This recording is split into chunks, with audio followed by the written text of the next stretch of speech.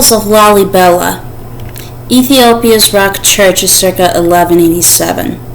In context, location Ethiopia, circa 330 AD. Christianity becomes the religion of the Kingdom of Aksum, modern-day Ethiopia, after a Christian missionary converts its ruler King Ezana.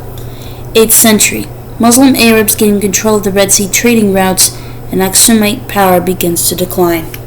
After 1270, the Zagwe dynasty is overthrown by Yekuno Amlak, a prince of the Amhara people. He establishes the Solomonic dynasty, which claims descent from King Solomon and Queen of Sheba. 1529 to 1543, many of Ethiopia's churches, monasteries, and libraries are destroyed in the Ethiopian-Edo War between the Ethiopian Empire and the Somali Muslim Adal Sultanate.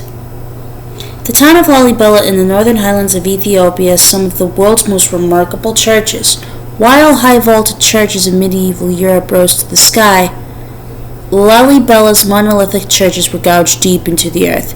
The 11 churches occupy a 62-acre site. Legend has it that the churches were built with the help of angels over the course of one night during the reign of King Lalibela, circa 1185 to 1225, of the Zagwe dynasty. Some say he had visited the Holy Land shortly before Muslims reconquered Jerusalem in 1187, was inspired to create a new Jerusalem in Ethiopia that would become a place of pilgrimage.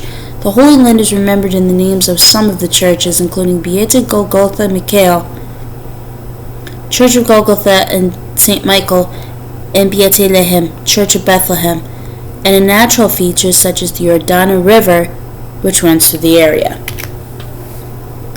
Mighty monuments. Most historians agree that the churches were built over the course of the Zagwe dynasty and not by a single king. The Zagwe arose in Ethiopia's central highlands in 1137, establishing their capital at Roha, renamed Lalibela after King Lalibela's death. Historians think that the city's earliest churches may have been palaces or fortifications before being converted for worship. 7 of the churches are hidden below ground, with only a very narrow gap between their walls and the surrounding rock.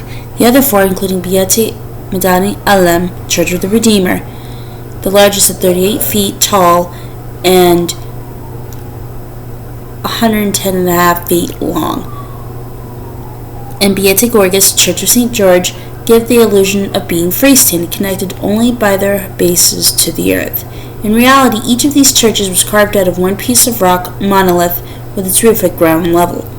When deciding on a site for a church, the stonemasons had to consider not only the position of the outer walls, but placement of windows, columns, roof guttering, and gargoyles. It is thought that workers dug deep trenches around large blocks of rock, and then masons chiseled out the shape of each church and hollowed out its interior using hammers and pickaxes. A system of drainage channels was then added to prevent flooding, along with storms, catacombs, and passages to other churches.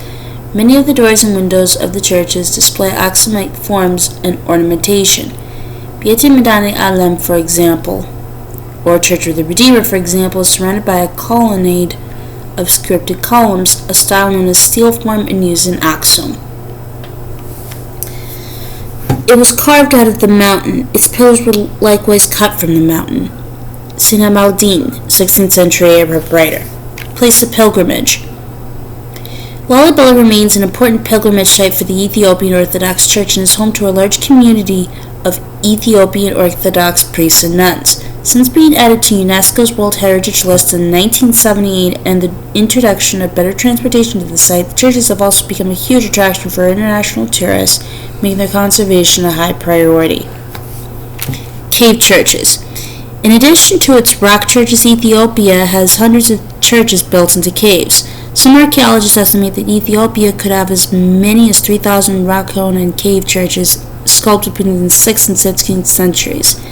The walls and ceilings of some of the cave churches are lavishly decorated with paintings of the apostles, saints, angels, and biblical figures. Some contain decorated manuscripts, crosses, and psalters. Among the best-known cave churches are the Yemrehana Christos Church and the Ethiopian and the Nakuto Lab monasteries, all built into caves in the mountains around Lalibela, and Abuna Yamataga carved into a towering sandstone pinnacle in the mountains of Gibraltar in the Tigray region to the north. Believed to have been built in the 6th century and containing 15th to 16th century murals, Abuni Amataga can only be reached after a 1,000 feet climb of sheer rock and a perilous walk along a narrow ledge.